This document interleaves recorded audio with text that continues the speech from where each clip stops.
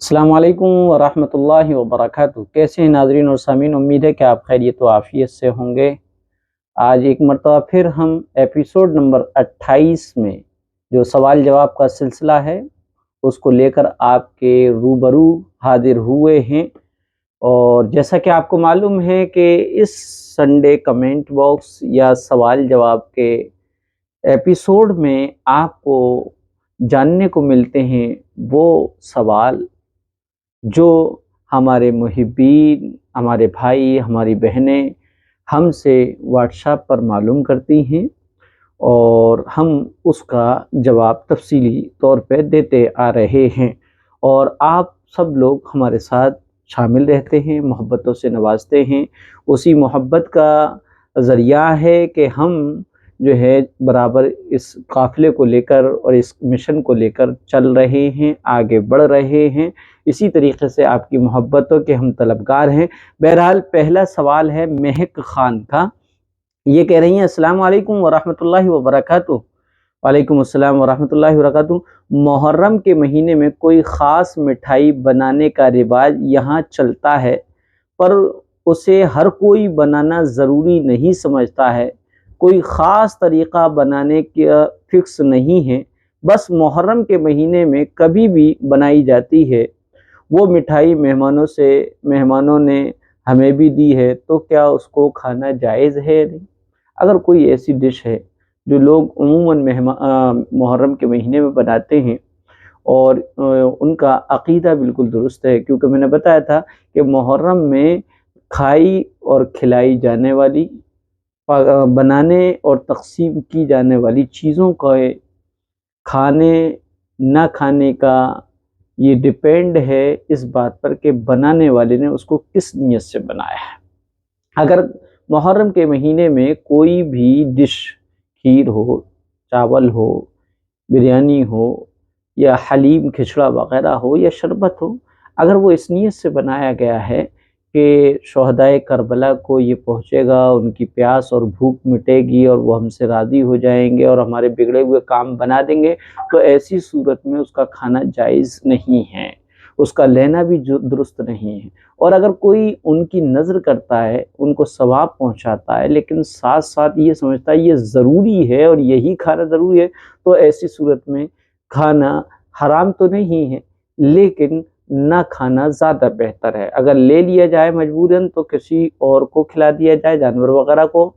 और अगर किसी भी नीयत से नहीं, सिर्फ़ और सिर्फ वैसे ही बनाया जा रहा है, गैरुल्लाह को क्या है कि रज़ा मकसूद नहीं है और ना ही वो डिश जो है उसको बनाना और उसको खाना और उसको खिलाना इसको लाजमी और ज़रूरी नहीं समझा जाता, तो ऐसी सूरत में कोई भी मिठाई है जो आपके इलाक़े में लोग बनाते हैं और उसका कोई तरीक़ा ख़ास नहीं है, कोई भी बना लेता है, पूरे मुहर्रम के महीने में कभी भी बना ली जाती है, तो मेहमानों ने आपको दी है तो आप उसको खा सकते हैं। लेकिन आपको अगर ये मालूम हो जाए कि जिन मेहमानों ने आपको मिठाई या वो स्वीट डिश खाने को दी है, अगर उनके अक़ीदे सही नहीं है, तो बेहतर है कि आप उस खाने से बच जाएँ।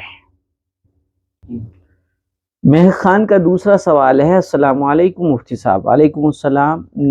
नेटवर्क मार्केटिंग से कमाना कैसा है? जैसे हम किसी ऑनलाइन कंपनी में जॉइन हो गए और किसी और को अगर हमने जॉइन किया तो उसका कमीशन हमें मिलता है, तो ये क्या जायज़ है? तो देखिए, इस तरह के बहुत सारी प्लानिंगें आती हैं और उसमें ये होता है कि आप अपने से नीचे 3 को बनाएं, फिर वो जितने को बनाएंगे सबका कमीशन आपको आता रहेगा। तो इस तरह की अगर कोई नेटवर्क मार्केटिंग है तो वो तो जायज़ नहीं है, क्योंकि इसमें आखिरकार कहीं ना कहीं किसी को धोखा मिलेगा, किसी का नुकसान होगा और ये जायज़ नहीं है।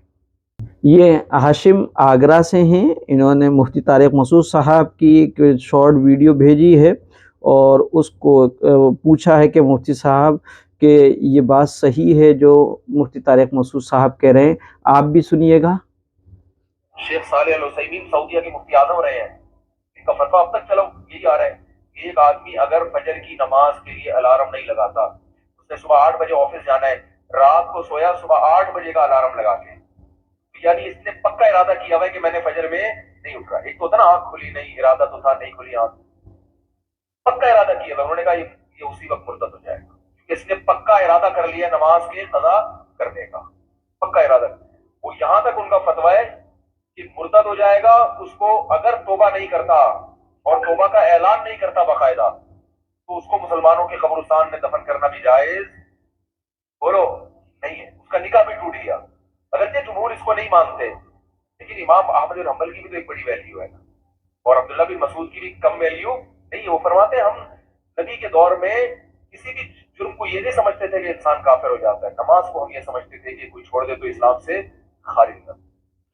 جی یہ مفتی صاحب نے جو مسئلہ بتایا ہے وہ حقیقت تو یہی ہے کہ ہے، لیکن اس کو تھوڑا سا اور ایکسپلین کرنا چاہیے گا، کیونکہ عرب کے جو سابق مفتی اعظم ہیں شیخ عبدالعزیز بن باز کا موقف اور نظریہ تو یہی ہے کہ جو کوئی بھی جان بوجھ کر نماز چھوڑ دے گا وہ کافر ہو جائے گا، مرتد ہو جائے گا، دائرہ اسلام سے نکل جائے گا، کیونکہ قصداً نماز جان بوجھ کر چھوڑنے والا کافر ہو جاتا ہے.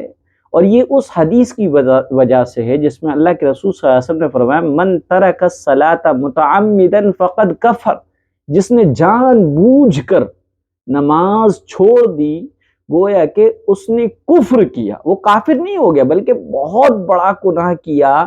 اس کو یہ جو ہے ان علماء نے لکھا ہے جو عرب کے ہیں، انہوں نے کہا ہے کہ وہ شخص کافر ہو جائے گا. لیکن جمہور علماء یعنی تمام علماء اور بڑے علماء کی ایک بڑی جماعت کا یہ ایک فتویٰ ہے کہ وہ شخص کافر نہیں ہوگا، اگرچہ جو ہے جان بوجھ کر نماز چھوڑنا بہت بڑا گناہ ہے. اور کیونکہ اللہ کے رسول صلی اللہ علیہ وسلم نے فرمایا قیامت کے دن آدمی کے اعمال میں سب سے پہلے فرض نماز کا حساب لیا جائے گا. اگر نماز درست ہوئی تو وہ کامیاب و کامران ہوگا، اور اگر نماز درست نہ ہوئی تو وہ ناکام اور خسارے میں ہوگا. تو بہرحال فرض نماز کو جان بوجھ کر قصداً چھوڑنے والا جمہور علماء کے نزدیک کافر نہیں ہوتا بلکہ فاسق اور فاجر ہے. فاسق کہتے ہیں گناہ گار، کھلم کھلا گناہ کرنے والے کو فاسق اور فاجر کہتے ہیں. البتہ قصداً نماز چھوڑنے پر قضا واجب ہوگی، کیونکہ کچھ علماء جن کا مفتی صاحب نے نام لیا ہے وہ اس بات کے بھی قائل ہیں کہ قصداً جان بوجھ کر نماز چھوڑنے والے پر قضا نماز کی واجب نہیں رہی. یہ بات سمجھ میں نہیں آتی. بہرحال تو یہ سمجھ لیا جائے کہ نماز قضا کر دینا بڑا گناہ ہے. البتہ مفتی صاحب نے ایک مثال دی کہ کوئی شخص رات میں سوتا ہے اور 8 بجے یا 9 بجے کا یا جیسا بھی اس کی کمپنی یا ملازمت پر اس کو جانا ہو، یا بچوں کو اسکول جانا ہو، یا آپ کو کسی سفر پہ جانا ہو، تو اس وقت آپ صبح کا وہی ٹائمنگ کے ساتھ الارم لگا دیتے ہیں اور الارم کے بجنے پر آپ کی آنکھ کھل جاتی ہے، آپ اٹھ کے چلے جاتے ہیں. نماز کی کوئی بھی فکر نہیں ہوتی، نماز کا خیال بھی نہیں ہوتا ہے. تو کیا کیا جائے؟ حالانکہ یہ سمجھ لینا چاہیے کہ جو بھی نماز چھوٹی ہوئی ہے پہلی فرصت میں اس کی قضا کرنا چاہیے، چاہے بھول کی وجہ سے یا سونے کی وجہ سے یا کسی اور عذر کی وجہ سے نماز اگر فوت ہوئی ہے تو محض لاپرواہی اور غفلت کی وجہ سے نماز ترک ہوئی ہے تو ایک نماز فوت ہوئی یا ایک سے زیادہ چند سالوں کی.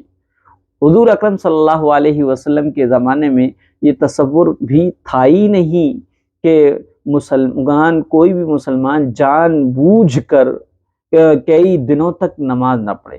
خیر القرون میں ایک واقعہ بھی قصداً چند دنوں میں نماز ترک کرنے کا پیش نہیں آیا، بلکہ اس زمانے میں تو منافقین کو بھی نماز چھوڑنے کی ہمت نہیں تھی. اگر لاپرواہی اور غفلت کی وجہ سے نمازیں ترک ہوئی ہیں تو سب سے پہلے اللہ تعالیٰ سے معافی مانگنی چاہیے اور توبہ و استغفار کا سلسلہ موت تک جاری رکھ کر فوت اور فوت شدہ نمازوں یعنی چھوٹی ہوئی نمازوں کی قضا کرنا چاہیے، چاہے وہ چھوٹی ہوئی نمازیں ایک وقت میں ادا کرے یا اپنی سہولت کے اعتبار سے ہر نماز کے بعد قضا کرتا رہے۔ علماء اکرام نے تحریک کیا کہ ایسے شخص کے لیے بہتر ہے کہ وہ نوافل کا اہتمام نہ کر کے فوت شدہ نمازوں کی قضا کرے۔ اور اب یہ سمجھنا چاہیے کہ یقیناً نمازوں کا چھوڑنا سخت گناہ ہے، حتیٰ کہ علماء اکرام نے فرمایا ہے کہ زنا کرنے، چوری کرنے اور شراب پینے سے بھی بڑا گناہ ہے نماز کا چھوڑ دینا۔ لہذا چھوٹی ہوئی نمازوں پر اللہ تعالیٰ سے معافی مانگے اور ان کی قضا بھی کرنے کا اہتمام کرے۔ لیکن جو مفتی صاحب نے کہا کہ وہ مرتد ہو جائے گا، نکاح ٹوٹ جائے گا، تو یہ جمہور علماء کا قول نہیں ہے، یہ جمہور علماء کا فتویٰ نہیں ہے۔ یہ ہم جن امام کی تقلید کرتے ہیں، امام ابو حنیفہ رحمۃ اللہ علیہ کی، وہ فرماتے ہیں کہ جان بوجھ کر قصداً نماز چھوڑنے والا فاسق ہے، فاجر ہے، سخت گناہ گار ہے، لیکن وہ مرتد نہیں ہوتا، کافر نہیں ہوتا، دائرہ اسلام سے نہیں نکلتا، نہ اس کے نکاح پہ کوئی فرق پڑتا ہے۔ یہ ہاشم آگرہ ہیں، یہ کہہ رہے ہیں مفتی صاحب یہ بتائیے قبلہ اور کعبہ ایک ہی ہوتا ہے یا الگ الگ ہوتا ہے؟ دیکھیے قبلہ اور کعبہ بس ڈیفینیشن کے اعتبار سے الگ الگ ہے، ورنہ چیز ایک ہی ہے۔ کعبہ سعودی ملک میں، عرب کنٹری میں ایک شہر ہے مکہ معظمہ، اس شہر مکہ معظمہ میں اللہ کا گھر ہے، چہار دیواری والا ایک کمرہ ہے جسے بیت اللہ کہتے ہیں، اس کو کعبہ کہتے ہیں۔ اور قبلہ اس سمت کو کہتے ہیں جدھر کعبہ شریف ہے، جدھر بیت اللہ شریف ہے، اس سمت کو قبلہ کہتے ہیں۔ اس کو دوسری طریقے سے سمجھیں کہ جب آپ عمرے یا حج کے لیے پہنچے ہوئے اور حرم شریف میں آپ نماز پڑھ رہے ہیں، تو آپ نیت کریں گے کہ نیت کرتا ہوں میں 2 رکعت نماز واسطہ اللہ تعالیٰ کے، منہ میرا کعبے کی طرف، اللہ اکبر۔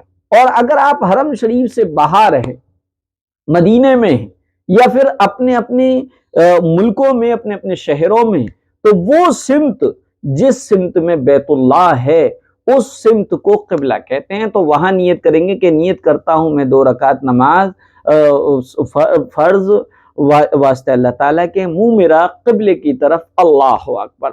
تو قبلہ اس سمت کو کہتے ہیں جدھر کعبہ شریف ہے، اور کعبہ شریف حرم شریف میں، مکہ معظمہ شہر میں حرم شریف کے میں جو بیچوں بیچ میں 4 دیواری والا روم اور کمرہ ہے جسے بیت اللہ کہتے ہیں، اسے کعبہ بھی کہتے ہیں۔ لہذا دونوں میں ہلکا سا فرق ہے۔ یہ شادان ہیں اور نوئیڈا سے ہیں، یہ کہہ رہے ہیں السلام علیکم مفتی صاحب ہم 3-4 لوگ مل کر آفس میں بھی جمعہ پڑھ سکتے ہیں؟ دیکھیے کہ جمعہ پڑھنے کے لیے مسجد کا ہونا شرط نہیں، جمعے کے لیے جو شرط ہے وہ یہ ہے کہ امام کے علاوہ 3 لوگ ہوں، اور جمعہ ایسی جگہ پڑھا جائے جہاں پر عام طور پہ لوگ سب آ جاتے ہوں، اذن عام ہو، ایک یہ شرط، اور خطبہ ہونا شرط ہے۔ لہٰذا اگر کہیں پر 8-10 لوگوں نے اپنے آفس میں یا گراؤنڈ میں یا کہیں گھر پر چند لوگوں نے مل کر جمعے کے دن جمعے کی نماز پڑھ لی، اس طور پر کہ اس میں خطبہ بھی دیا گیا، لیکن امام کے علاوہ 3 یا 4 لوگ ہیں، تو ایسی صورت میں جمعے کی نماز ادا ہو گئی۔ البتہ مسجد میں جمعہ پڑھنے کی جو فضیلت ہے وہ فضیلت ان کو حاصل نہیں ہوگی۔ یہ کہہ رہے ہیں کہ جی مفتی صاحب دراصل بات یہ ہے کہ مسجد ہی ہم لوگ جمعہ پڑھنے جاتے ہیں اور جاتے تھے، لیکن حالات کو دیکھتے ہوئے سوچا کہ آفس ہی میں پڑھ لیں خطبے کے ساتھ، تو پڑھ سکتے ہیں، لیکن بہتر یہی ہے کہ وہاں پر جایا جائے اور مسجد میں ہی جمعہ کو جو مقصد ہے اجتماعیت کے ساتھ جمعہ پڑھنا، وہ مقصد حاصل ہو جائے۔ لیکن اگر کوئی پڑھ لیتا ہے تو اس کا جمعہ ہو جائے گا۔ یہ شادان ہے نوئیڈا سے، یہ کہہ رہے ہیں کہ مفتی صاحب آپ کے پاس ٹائم ہو تو آپ ویڈیو میں 6:30 سے 7:30 تک کی ویڈیو دیکھیں۔ اس میں مفتی صاحب نے کہا ہے کہ اگر جس کو اللہ کے نبی کے بارے میں اور قرآن کے بارے میں اگر پتہ نہیں چلا تو ان سے صرف اللہ کے ایک ہونے کا سوال ہوگا۔ کیا یہ صحیح ہے؟ آپ ویڈیو سنیے گا، پھر بات آپ کو سمجھ میں آئے گی انشاءاللہ، اور میں جواب دوں گا۔ نہیں، ہم نے یہ نہیں کر رہے، ہم کر رہے ہیں کہ اس کو اسلام کے بارے میں پتہ ہی نہیں ہے، قرآن یا رسول کے بارے میں پتہ ہی نہیں، یعنی کہ اس کو اس کے بعد نیا جو لو ہے اس کے بارے میں پتہ ہی نہیں۔ ہم بول رہے ہیں کہ وہ جس ہم میں پیدا ہوا، مان لیجیے کہ ہم وید کو مانتے ہیں، ٹھیک ہے، اور وید کو مانتے ہی ہوئے میرا انتقال ہو گیا، تو ہم کو تو اللہ کے رسول کے بارے میں پتہ نہیں چلا، قرآن کے بارے میں پتہ نہیں چلا، تو میرا کیا ہوگا؟ اور یہ مفتی صاحب بڑا اچھا سوال کیا ہے ہمارے فیروز بھائی نے، اس کا جواب میں دے دیتا ہوں، شاید میرے جواب سے آپ مستفید ہوں۔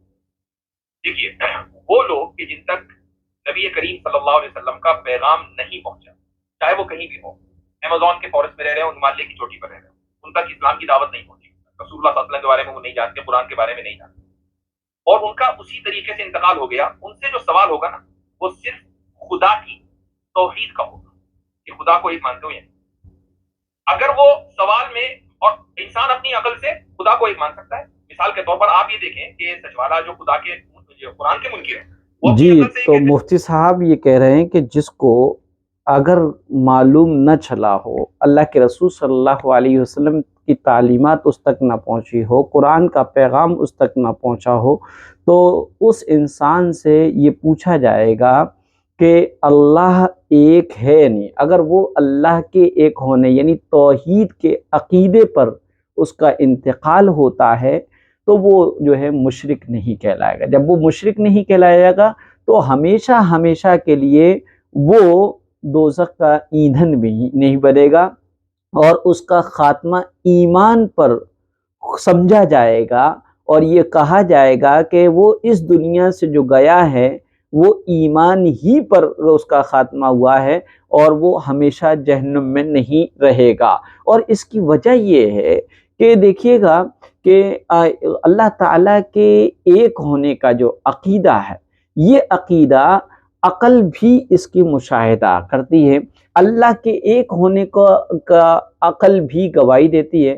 اگر ہم عقل سلیم سے سوچیں گے، یعنی جس کی عقل صحیح ہے اور وہ بالکل صحیح عقل سے سوچے گا، تو ہمیں یہ نتیجہ ملتا ہے کہ اس دنیا اور کائنات کو چلانے والا ایک ہی ہو سکتا ہے، اور وہ صرف اس کا خالق ہی اور بنانے والا ہی ہو سکتا ہے۔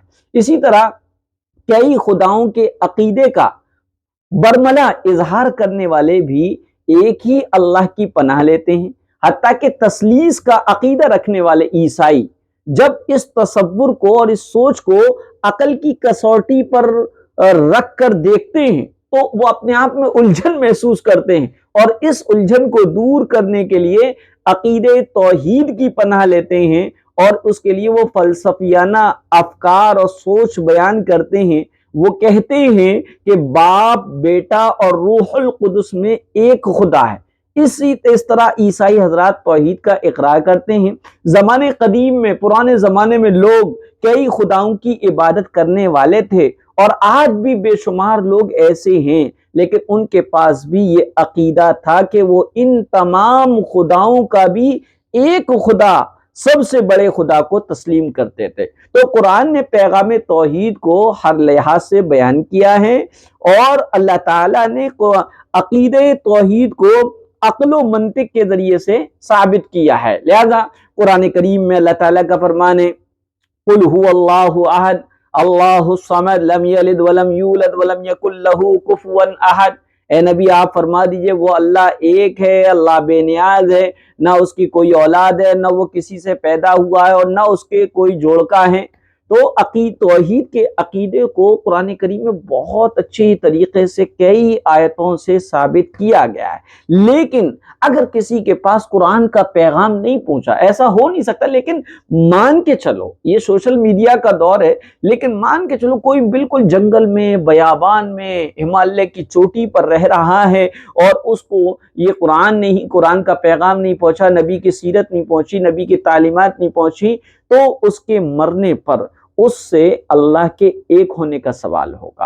اور اگر وہ اللہ کے ایک ہونے کی گواہی زندگی میں دیتا تھا اور بعد مرنے کے اللہ کی توحید اور ایک ہونے کے بعد کا سوال جب ہوگا، اور اگر وہ جواب دے دیتا ہے، اور جواب جب ہی دے گا جبکہ وہ زندگی میں ایک اللہ کے عقیدے پر اور یقین پر جیا ہو اور مرا ہو، تو وہ جو ہے یہ مشرک نہیں کہلائے گا۔ جب وہ مشرک نہیں کہلائے گا تو وہ ہمیشہ ہمیشہ کے لیے دوزخ میں بھی نہیں جائے گا۔ جی، یہ حافظ عمران صاحب ہیں، یہ کہہ رہے ہیں کہ مفتی صاحب کہ مفتی طارق صاحب مسعود صاحب جو یہ کہہ رہے ہیں بالکل صحیح کہہ رہے ہیں یا کچھ اس میں تفصیل ہے؟ انہوں نے مفتی طارق مسعود صاحب کی ایک ویڈیو بھیجی ہے، میں آپ کو پہلے اس کی سناتا ہوں، پھر اس کے بعد جواب دیتا ہوں۔ رسول اللہ صلی اللہ علیہ وسلم کو اللہ تعالیٰ نے حضرت خدیجہ سے 2 بیٹے دیے تھے، ایک کا نام تھا قاسم اور ایک کا نام تھا ابراہیم۔ آپ صلی اللہ علیہ وسلم کی جتنی بھی اولاد ہوئی ہے صرف حضرت خدیجہ سے ہوئی ہے، حضرت خدیجہ کے علاوہ آپ کی اولاد کسی اور زوجہ سے نہیں ہوئی۔ حضرت خدیجہ سے 4 بیٹیاں تھیں اور 2 بیٹے، ایک بیٹے کا نام قاسم، دوسرے کا نام ابراہیم۔ قاسم کی جب ولادت ہوئی ان کا بھی انتقال ہو گیا، اور ابراہیم کی ولادت ہوئی تو ان کا بھی انتقال ہو گیا۔ رسول اللہ صلی اللہ علیہ وسلم تو مفتی طارق مسعود صاحب یہ کہہ رہے ہیں کہ پیارے آقا حضرت محمد صلی اللہ علیہ وسلم کی جتنی اولاد ہوئی وہ سب کی سب حضرت خدیجہ رضی اللہ تعالی عنہا سے ہوئی۔ تو مفتی صاحب کو اس سلسلے میں جو ہے تسامح ہو گیا ہے، اور یہ سمجھنا چاہیے کہ پیارے آقا حضرت محمد صلی اللہ علیہ وسلم کے 3 بیٹے اور 4 بیٹیاں تھیں، کل 7 اولاد تھیں، 7 بیٹے اور بیٹیاں تھیں۔ پیارے آقا حضرت محمد صلی اللہ علیہ وسلم کے صاحبزادے تھے حضرت قاسم، نمبر 2 حضرت عبداللہ جن کو طاہر اور طیب کے نام سے بھی پکارا جاتا تھا، اور سیرت کی کتابوں میں عبداللہ ہی کو طاہر اور طیب کہا گیا ہے، اور تیسرے بیٹے تھے حضرت ابراہیم رضوان اللہ علیہم اجمعین۔ یہ 3 بیٹے تھے، 3 صاحبزادے تھے۔ 4 صاحبزادیاں تھیں، حضرت زینب رضی اللہ تعالی عنہا، حضرت رقیہ رضی اللہ تعالی عنہا، حضرت ام کلثوم رضی اللہ تعالی عنہا، فاطمۃ الزہرا رضی اللہ تعالی عنہا۔ صاحبزادوں میں حضرت ابراہیم رضی اللہ تعالی عنہ آپ کی ام ولد، یعنی وہ باندی جن سے کیا ہے آقا صحبت اور ہمبستری کر لیا کرتے تھے، تو وہ باندی نہیں کہلا کر بلکہ ام ولد کہلاتے تھے۔ تو پیارے آقا حضرت محمد صلی اللہ علیہ وسلم کی ایک ام ولد تھی جن کا نام ماریہ قبطیہ ہے۔ ماریہ قبطیہ کے بطن سے پیدا ہوئے حضرت ابراہیم رضی اللہ تعالیٰ عنہ، جو بچپن ہی میں انتقال کر گئے تھے، اور اس کے علاوہ باقی تمام صاحبزادے اور صاحبزادیاں حضرت خدیجہ الکبریٰ رضی اللہ تعالیٰ عنہ کے بطن سے پیدا ہوئے۔ تو حضرت خدیجہ رضی اللہ تعالیٰ عنہ کے بطن سے جس قدر بھی لڑکے پیدا ہوئے وہ سب بچپن ہی میں داغ مفارقت دے گئے، اس لیے ان کی تعداد میں اختلاف ہے، لیکن راجح قول وہی ہے جو میں نے ذکر کیا۔ بعض حضرات کہتے ہیں کہ طیب اور طاہر آپ کے 2 صاحبزادے تھے جو حضرت قاسم اور عبداللہ کے علاوہ تھے۔ اس قول کی بنیاد پر حضرت خدیجہ کے بطن سے لڑکوں اور لڑکیوں کی تعداد برابر ہو جاتی ہے کہ 4 لڑکے تھے 4 لڑکیاں تھیں۔ بعض کہتے ہیں حضرت خدیجہ کے بطن سے 6 صاحبزادے ہوئے، باقی 2 کا نام مطیب اور مطہر ہے، لیکن صحیح قول یہی ہے کہ حضرت خدیجہ سے 4 بیٹیاں اور 2 بیٹے تھے، لیکن ایک بیٹے حضرت ابراہیم جو ہے آپ کی ام ولد ماریہ قبطیہ کے سے پیدا ہوئے تھے، جن کا انتقال بچپن ہی میں ہو گیا، اور یہ بالکل صحیح ترین روایت ہے۔ اصحاح السیر جو سیرت کی کتاب ہے اس کی میں نے تاریخ اور اس کی روایت کو آپ کے سامنے رکھا ہے۔ یہ حافظ عمران صاحب ہیں اور یہ کہہ رہے ہیں، ان کا وائس میں سنا جائے پھر اس کے بعد جواب دیا جائے۔ السلام علیکم حضرت خیریت سے ہیں؟ حضرت مجھے یہ جاننا تھا، یہ جو میں نے 2 پکچرز بھیجی ہیں آپ کے پاس میں، کیا یہ بات صحیح ہے کہ 786 بسم اللہ کا عدد بنتا ہے، اور کیا 786 لکھنا جائز ہے؟ دیکھیے نا 786 کے بارے میں پوچھا ہے کہ 786 کیا یہ بسم اللہ کا ہی نمبر ہے؟ جی ہاں، 786 بسم اللہ الرحمن الرحیم کا ہی عدد ہے اور اسی کی پورا نمبر ہے، جس کی تفصیل یہ ہے کہ دیکھیے با کے 2 نمبر، سین کے 60 ہوئے، میم کے 40، الف کا 1، لام کے 30، پھر لام کے 30، پھر ہا کے 5، پھر الف کا 1، پھر لام کے 30، پھر را کے 200، پھر ہا کے 8، پھر میم کے 40، پھر نون کے 50، پھر الف کا 1، پھر لام کے 30، پھر را کے 200، پھر ہا کے 8، پھر یا کے 10، پھر میم کے 40۔ کل ملا کے ان تمام حروفوں کا جو بسم اللہ الرحمن الرحیم میں آئے ہیں ان کا جو مجموعی نمبر بنتا ہے وہ 786 بنتا ہے۔ لیکن یہ بات یاد رکھنا چاہیے کہ 786 کو لکھنے سے بسم اللہ الرحمن الرحیم لکھنے اور پڑھنے کا ثواب نہیں ملے گا، کیونکہ 786 نہ یہ بسم اللہ الرحمن الرحیم ہے اور نہ ہی اس کے قائم مقام یا اس کا بدل ہے، بلکہ کاتب اور رائٹر کی جانب سے ایک علامت اور نشانی ہے کہ اس نے شروع میں بسم اللہ الرحمن الرحیم پڑھی ہے۔ اس بات کی علامت اور نشانی ہے کہ 786 لکھنے والے نے اس کو شروع میں لکھتے وقت بسم اللہ الرحمن الرحیم پڑھی ہے، لہذا پڑھنے والا بھی بسم اللہ الرحمن الرحیم پڑھ لے تو 786 کو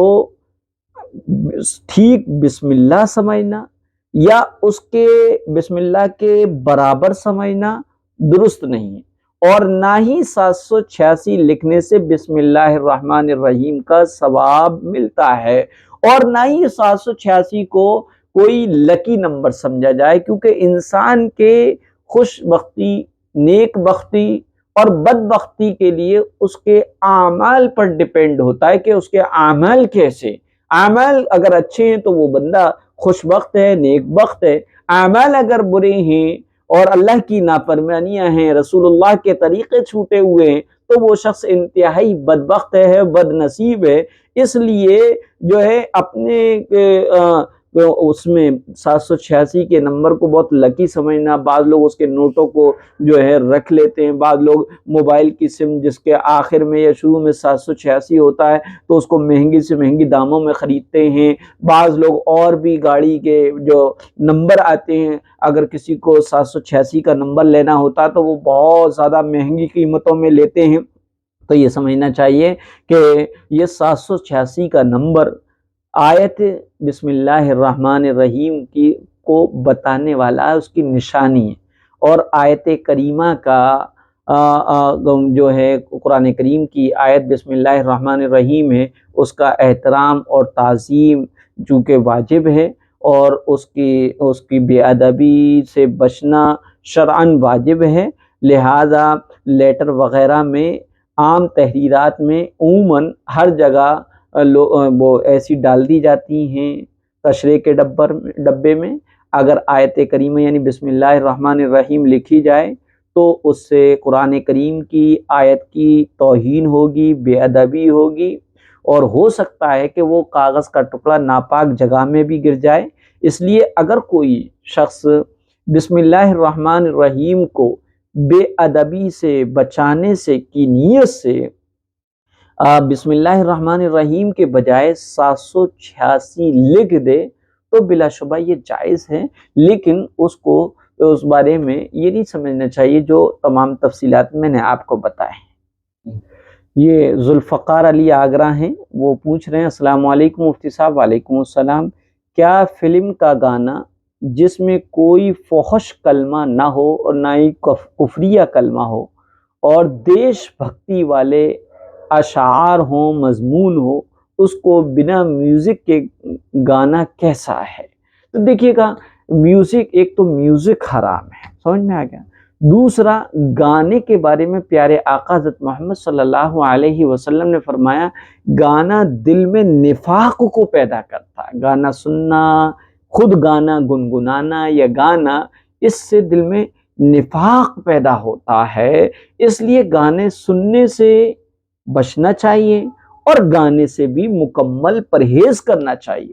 اور ساؤنڈ اور اس میں میوزک ہو تو وہ اور زیادہ حرام ہے، کیونکہ اللہ کے رسول کی بعثت کا مقصد گانے بجانے کی چیزوں کو نیست و نابود کرنا تھا، اور آج وہی پیارے آقا حضرت محمد صلی اللہ علیہ وسلم کی نام لیوا امت اسی گانوں پر تھرکتی ہوئی نظر آتی ہے، اور کوئی پروگرام ان کا گانوں کے بغیر نہیں ہوتا ہے۔ لہذا اگر کوئی ترانہ ہے، کوئی نظم ہے، کوئی ایسا مضمون ہے جس میں مادر وطن ہندوستان یا کی سے محبت کے اشعار ہوں تو ان کو پڑھا جا سکتا ہے، کوئی حرج کی بات نہیں، لیکن گانا سمجھتے ہوئے ہرگز نہ پڑھیں، اور کیا ہے گانا سمجھتے ہوئے جانتے ہوئے بجائیں بھی نہیں، جیسے کہ اس میں میوزک وغیرہ ہوتے ہیں۔ اس لیے مکمل جو ہے بہت احتیاط کر کے گانوں سے بچ جائیں، اور گانا جو ہے سننا دل میں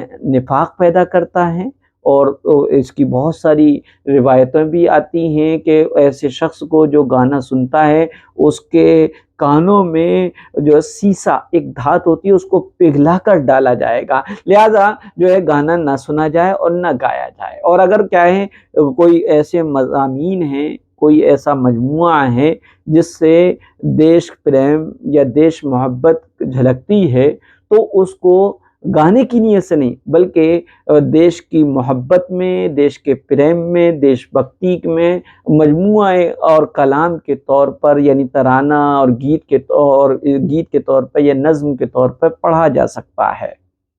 یہ سارا ہیں سعودی عرب سے، یہ کہہ رہی ہیں السلام علیکم مفتی صاحب۔ وعلیکم السلام ورحمۃ اللہ وبرکاتہ۔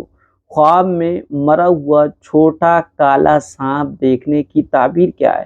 دیکھیے کہ سانپ عموماً اگر خواب میں مرا ہوا دیکھا چھوٹا سا ہے اور کالا ہے تو اس کی تعبیر یہ ہے کہ یقیناً آپ سے کوئی گناہ ہوا تھا، اور کوئی چھوٹا ہی گناہ ہوا تھا، لیکن آپ نے اس گناہ سے اللہ تعالیٰ سے معافی مانگ لی تو اللہ تعالیٰ نے آپ کے اس گناہ کو مٹا دیا، ختم کر دیا۔ ایک تعبیر یہ ہے۔ دوسری تعبیر یہ ہے کہ آپ کا کوئی بھی جیلس اور حاسد ہے، حسد کرنے والا کوئی شریر شرارت کر رہا ہے، آپ سے دشمنی نبھانا چاہتا ہے، لیکن وہ اپنے مشن میں کامیاب نہیں ہوگا، اللہ تعالیٰ اس کو ناکام اور نامراد کر دے گا۔ یہ سائمہ چودھری ہیں مظفر نگر بڑوت سے، یہ کہہ رہی ہیں کہ مفتی صاحب کیا یہ صحیح ہے جو اس میں لکھا ہے؟ انہوں نے ایک پوسٹ بھیجی ہے اور وہ پوسٹ بہت پہلے سے سوشل میڈیا پہ وائرل ہے۔ وہ پوسٹ ہے جو عورتیں اپنے ڈیڈی کا نام، اپنے فادر کا نام ہٹا کر اس کی جگہ اپنے شوہر کا نام رکھ لیتی ہیں، اپناتی ہیں، وہ غور سے پڑھیں کیونکہ یہ حرام ہے۔ مان لو کسی عورت کا شادی سے پہلے نام فاطمہ مقصود علی تھا اور شادی کے بعد اپنے شوہر کے نام کے ساتھ جوڑ کر فاطمہ ساجد رکھ دیا، یہ حرام ہے۔ اس کی اجازت نہیں ہے کہ کوئی اپنے باپ کا نام ہٹا کر اپنے شوہر کا نام اپنے نام کے آگے لگائے، یہ کفار کا طریقہ ہے، ہمیں اس کو اپنانے سے بچنا چاہیے۔ حضور صلی اللہ علیہ وسلم کی حدیث کی روشنی میں دیکھیں تو رسول اللہ صلی اللہ علیہ وسلم کا ارشاد ہے، جس نے اپنے نام کو اپنے والد کے نام کے علاوہ اپنے نام میں سے کسی دوسرے کا نام جوڑا جو اس کا باپ نہیں ہے، اس پر اللہ تعالیٰ اس کے فرشتوں کی لعنت ہے۔ ابن ماجہ کی حدیث ہے، حدیث نمبر ہے 2599، اور اسی طریقے سے ابو ہریرہ رضی اللہ تعالیٰ عنہ سے فرماتے ہیں کہ رسول اللہ صلی اللہ علیہ وسلم نے فرمایا، کسی آدمی نے اپنے والد کے سوا اپنی شناخت کسی اور کے ساتھ ملائی تو اس نے کفر کیا۔ جس نے اس شخص سے اپنے نام کو جوڑا جو اس کا باپ نہیں ہے تو وہ اپنا ٹھکانہ جہنم میں بنا لے۔ بخاری کی حدیث ہے۔ حضرت سعد بن وقاص یا حضرت ابو بکر رضی اللہ تعالی عنہما نے کہا ہے کہ رسول اللہ صلی اللہ علیہ وسلم نے فرمایا، جو یہ کہتا ہے کہ وہ مسلمان ہے اور وہ کسی کے ساتھ خود کو جوڑتا ہے جو اس کا باپ نہیں ہے، یہ جان کر کہ وہ اس کا حقیقی باپ نہیں ہے تو جنت اس کے لیے حرام ہے۔ تو بہرحال بہت ساری حدیثیں دی ہیں، اس سے زیادہ اور کیا وارننگ ہو سکتی ہے؟ یہ کفار کا طریقہ ہے حضرات، یہ کفار کا طریقہ تھا اور آج ہماری بہنیں بڑے شوق سے اس کو اپناتی ہیں۔ یاد رہے باپ کا رشتہ کسی بھی نئے رشتے کی وجہ سے نہیں ٹوٹتا، اور اولاد کی شناخت اور پہچان اس کے والد کے نام سے ہوگی۔ اگر شوہر کا نام لگانا جائز اور صحیح ہوتا تو حضور صلی اللہ علیہ وسلم کی بیویوں نے بھی اپنا نام بدلا ہوتا، کیونکہ ان کے شوہر تو دنیا کے افضل ترین شخص تھے۔ حضرت خدیجہ رضی اللہ تعالیٰ عنہ ہمیشہ ختیجہ بنت خولد رہیں۔ حضرت عائشہ رضی اللہ تعالیٰ عنہ ہمیشہ اور ساری زندگی عائشہ صدیقہ رہیں، کہ حضرت ابو بکر صدیق رضی اللہ تعالیٰ عنہ کی بیٹی تھیں۔ یہاں تک کہ حضور صلی اللہ علیہ وسلم کی وہ بیویاں جن کے والد کفار تھے، کافر تھے، آپ صلی اللہ علیہ وسلم نے ان کے نام کا لقب بھی کبھی تبدیل نہیں کیا۔ حضرت صفیہ بنت حی رضی اللہ تعالیٰ عنہ کا باپ یہودی تھا اور حضور صلی اللہ علیہ وسلم کا جانی دشمن بھی تھا۔ حضور صلی اللہ علیہ وسلم نے اپنی بیوی حضرت صفیہ رضی اللہ تعالیٰ عنہ کے ساتھ ان کے لقب کو بدلنے کے بجائے ویسے ہی برقرار رکھا۔ جنت میں عورتوں کی سردار حضرت فاطمہ رضی اللہ تعالی عنہ ہمیشہ فاطمہ بنت محمد صلی اللہ علیہ وسلم رہی۔ انہوں نے حضرت علی رضی اللہ تعالیٰ عنہ کے نام کے ساتھ اپنے نام کو کبھی نہیں جوڑا۔ گزارش ہے، جس بہن نے غلطی سے ایسا کیا ہے یا کسی شوہر نے لا علمی میں ایسا کیا ہو، وہ اللہ تعالیٰ کے حضور سچی توبہ کرے اور اپنے والد کا نام واپس اپنے نام کے ساتھ جوڑے۔ ہمیں اپنے اعمال کا حساب اپنے اللہ عز و جل کو دینا ہے، اور یہ سراسر اللہ تعالیٰ اور اس کے رسول صلی اللہ علیہ وسلم کی نافرمانی ہے۔ حضرات اس پوسٹ کو پڑھنے کے بعد زیادہ سے زیادہ شیئر کریں تاکہ یہ بات ہر مسلمان تک پہنچے اور وہ اس پر عمل کرے، اور آپ کو بھی نیت کے خیر کا ثواب ملے۔ یہ جو پوسٹ ہے اور بہت دنوں سے یہ وائرل ہے، ابھی ان کے سامنے نہیں آئی ہے سائمہ بہن کے سامنے، لیکن حقیقت یہ ہے کہ یہ پوسٹ جو ہے بہت پرانی ہے، اور اس میں بار بار یہی کہا جاتا ہے۔ دراصل یہ حدیث کو نہ سمجھنے کی بات ہے، یہ ناقص فہمی ہے، یہ کم عقلی کی بات ہے، کیونکہ اللہ کے رسول صلی اللہ علیہ وسلم نے جن احادیث میں اپنے نام کے ساتھ اپنے والد کے علاوہ کسی اور دوسرے شخص کے نام کو لگانے کی جو ممانعت فرمائی ہے، وہ کس ریزن کی وجہ سے، ذرا آپ اس کو سمجھیے گا۔ عورت کے نام کے ساتھ، لیڈیز کے نام کے ساتھ والد کا نام لگے یا شوہر کا، در حقیقت مقصد اس سے اپنی تعارف، انٹروڈکشن اور شناخت ہے، اور یہ شناخت اور انٹروڈکشن دو طریقوں کے علاوہ بھی ہو سکتی ہے۔ قرآن حدیث میں بعض عورتوں کا تعارف اللہ تعالیٰ نے ان کے شوہروں کی نسبت سے کرایا۔ قرآن کریم میں ہے امرأۃ نوح و امرأۃ لوط کانتا تحت عبدین من عبادنا صالحین، سورہ تحریم آیت نمبر 10 ہے۔ ترجمہ ہے یعنی حضرت نوح علیہ السلام کی بیوی، حضرت لوط علیہ السلام کی بیوی۔ اسی طریقے سے حدیث شریف میں آتا ہے جاءت زینب امرات ابن مسعود، حضرت ابو سعید خدری رضی اللہ تعالیٰ عنہ سے روایت ہے کہ زینب جو امرات ابن مسعود ہیں، یعنی حضرت ابن مسعود رضی اللہ تعالیٰ عنہ کی بیوی زینب آپ صلی اللہ علیہ وسلم کے پاس آئیں اور اجازت طلب کی۔ پوچھا گیا کون سی زینب ہے؟ جواب دیا گیا امرات ابن مسعود۔ آپ نے فرمایا ہاں اسے آنے کی اجازت دو۔ اسی طرح آدمی کی پہچان بعض مرتبہ ولا یعنی جس نے غلام کو آزاد کیا ہے اس سے بھی ہوتی ہے، جیسے اکرمہ مولا ابن عباس، کبھی پیشے کے بیان سے ہوتی ہے، جیسے کہ عربی عالمیت کے کورس کے سلیبس میں ایک کتاب ہے قدوری، علامہ قدوری، وہ چونکہ دیکھ کا کام کرتے تھے، قدور مانے دیکھ کے آتے ہیں، لہذا ان کا نام قدوری پڑ گیا۔ کبھی لقب اور کنیت سے ہوتی ہے، جیسے ابو محمد آمش، کبھی ماں سے ہوتی ہے حالانکہ باپ معروف ہوتا ہے، جیسے اسماعیل ابن علیہ وغیرہ۔ بہرحال مقصد تعارف اور شناخت اور انٹروڈکشن ہے۔ اگر شادی کے بعد شناخت کے لیے، تعارف کے لیے باپ ہی کا نام رہے یا شوہر کا نام آ جائے تو اس میں کوئی قباحت نہیں ہے۔ باقی اگر کسی کو یہ شبہ ہو کہ احادیث میں والد اور فادر کے علاوہ کسی اور کی طرف اپنی نسبت کرنے سے منع کیا گیا ہے اور اس بارے میں وعیدیں بھی آئی ہیں، تو آپ کو یہ بات میں کلیئر کر دیتا ہوں، یہ بالکل واضح کر دیتا ہوں کہ ان احادیث کا مقصد یہ ہے کہ اپنے والد کو چھوڑ کر کسی اور شخص کی طرف اپنی نسبت اس طور پر کرنا کہ وہ دوسرا شخص والد سمجھا جائے، یا اپنے والد کا انکار کر کے دوسرے کو والد کہنا ممنوع ہے، جہاں یہ شبہ نہ ہو تو کسی کی طرف اولاد والی نسبت کرنے کی بھی گنجائش ہوگی۔ مثلا نبی کریم صلی اللہ علیہ وسلم سے احادیث مبارکہ میں حضرت انس رضی اللہ تعالی عنہ کو پیارا بیٹا کہنا ثابت ہے، جبکہ بیوی کا نام شوہر کی طرف منسوب کرنے میں کسی طرح بھی ولادت کی نسبت نہیں سمجھی جاتی، لہذا یہ نسبت حدیث کی ممانعات میں داخل نہیں ہے۔ وسیم مافات بہن ہیں، یہ کہہ رہی ہیں کہ مفتی صاحب اگر کسی کو قرآن گفٹ کے اندر پیک کر کے دیا جائے، یعنی قرآن کو گفٹ پیک ہوتا اس کے اندر کر کے دیا جائے، اور اس دیتے وقت ناپاکی کی حالت میں ہو، حیض کی حالت میں ہو، تو کیا اس گفٹ پیک کو پکڑ سکتے ہیں جس کے اندر قرآن کریم ہے، اور وہ گفٹ قرآن کا جس شخص کو ہم دینا چاہتے ہیں اس کو پکڑ کر دے سکتے ہیں؟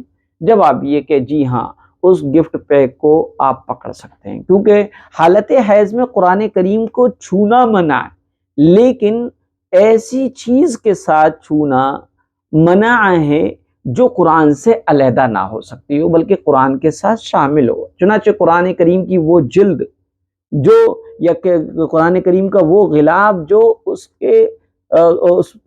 کے ساتھ جوائنٹ ہوتا ہے، اس سے اتارا نہیں جا سکتا، اس کے ساتھ بائنڈ ہوتا ہے، تو وہ قرآن کے حکم میں ہے، اس کو نہیں چھو سکتے۔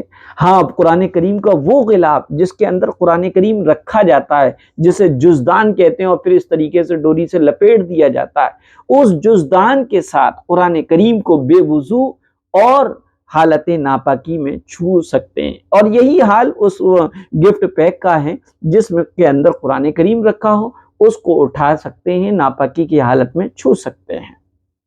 یہ زویا ہیں، یہ دہلی سے ہیں، یہ کہہ رہی ہیں السلام علیکم مفتی صاحب، میں نے کل رات خواب میں خود کو کربلا جاتے ہوئے دیکھا ہے، میں 2 بار خواب میں کربلا گئی ہوں۔ ماشاءاللہ، انہوں نے خواب میں کربلا کو دیکھا ہے، یہ کربلا 2 مرتبہ خواب میں گئی ہیں، اس کا کیا مطلب ہے؟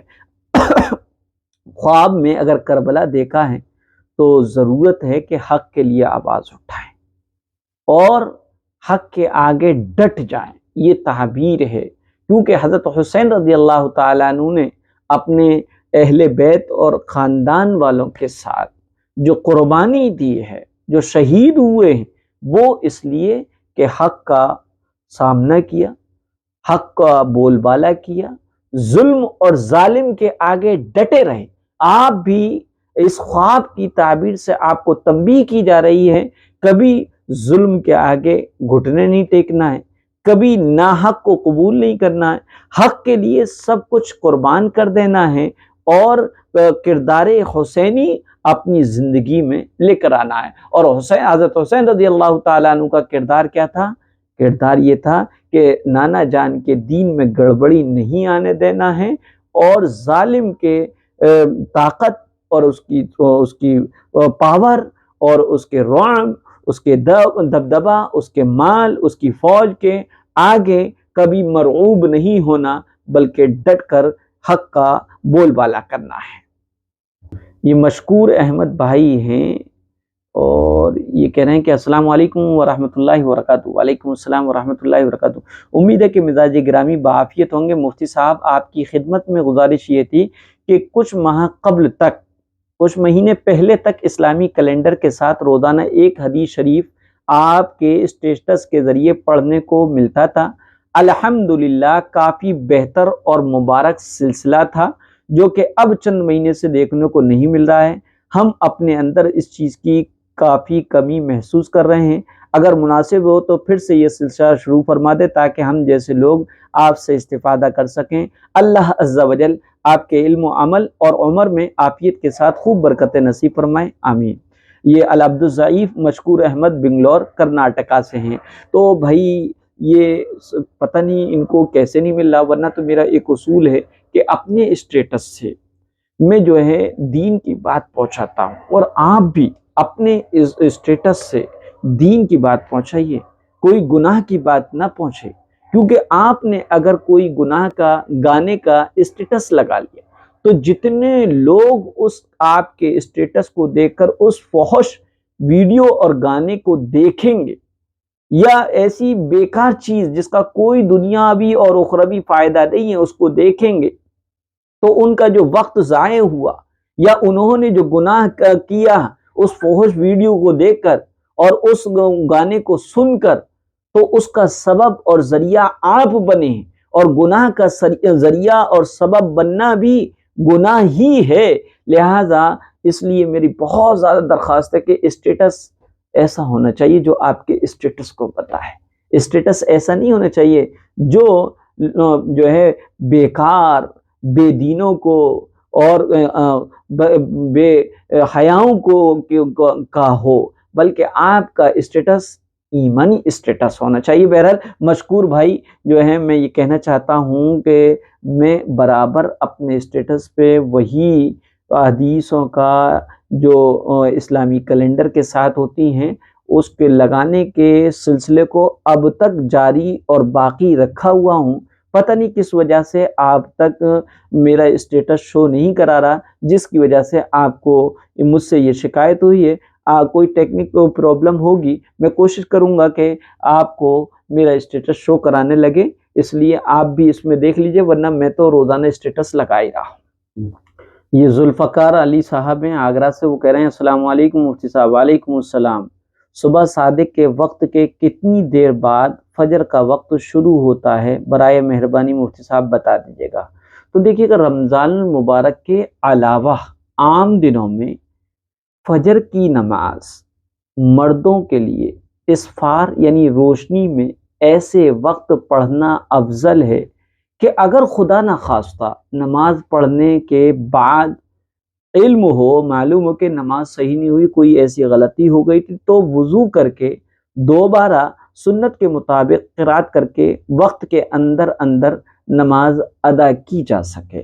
اس لیے عام دنوں میں تو نماز سے پہلے مناسب وقفہ رکھ کر اذان دینا چاہیے، یعنی صبح صادق کے اور فجر کی اذان کے درمیان مناسب وقفہ اور گیپ ہونا چاہیے، جس میں لوگ اذان سن کر جاگ جائیں اور نماز کی تیاری کر کے جماعت میں شریک ہو سکیں۔ جبکہ رمضان المبارک میں صبح صادق کے طلوع ہونے کا یقین ہونے کے بعد فجر کی اذان دے دینی چاہیے۔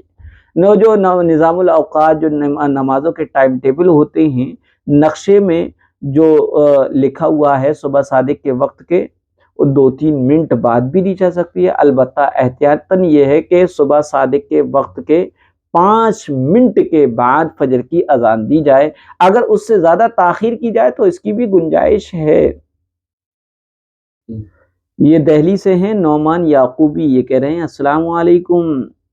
وعلیکم السلام ورحمۃ اللہ وبرکاتہ۔ حضرت کسی نے معلوم کیا ہے کہ وہ اپنی بیٹی کا نام الفی رکھ سکتے ہیں؟ الفی تو نہ رکھا جائے، الفیہ رکھ سکتے ہیں۔ الفیہ کے معنی محبت کرنے والی، الفت رکھنے والی۔ عرفی رکھ سکتے ہیں، شاذلی رکھ سکتے ہیں، اور زوبی رکھ سکتے ہیں، اور غزالہ بھی رکھ سکتے ہیں۔ اور جو ہے یہ نہ رکھا جائے جو الفی ہے، الفی کوئی لفظ نہیں ہے۔